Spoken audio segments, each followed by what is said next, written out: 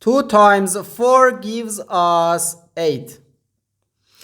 So we have 8 divided by 8 minus 1. Now, 8 divided by 8 equals 1. So we have 1 minus 1, which equals 0. But this answer is not correct, because according to the order of operations, which is PEMDAS,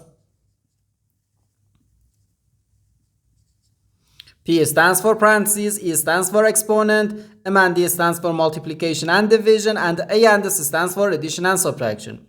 First we have to do parentheses, then exponent, then multiplication or division, and finally addition or subtraction. Remember that multiplication and division have equal priority and we have to work from left to right. And the same applies to addition and subtraction. In this expression, we have one division, one multiplication, and one subtraction. According to the PEMDAS, multiplication and division have higher priority than subtraction. And as I said, multiplication and division have equal priority and we have to work from left to right. So therefore, first we have to do this division, then this multiplication, and finally this subtraction. If we do this multiplication before this division, it is wrong.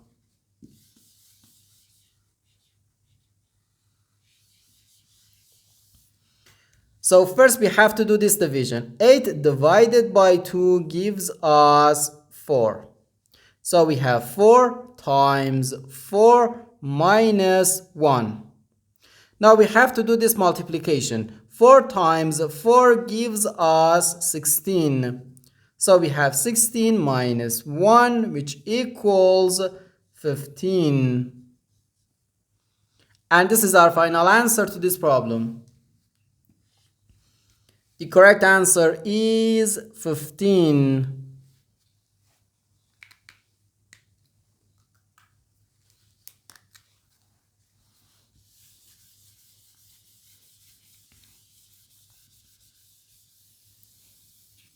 Now it's your turn. Find the value of this expression.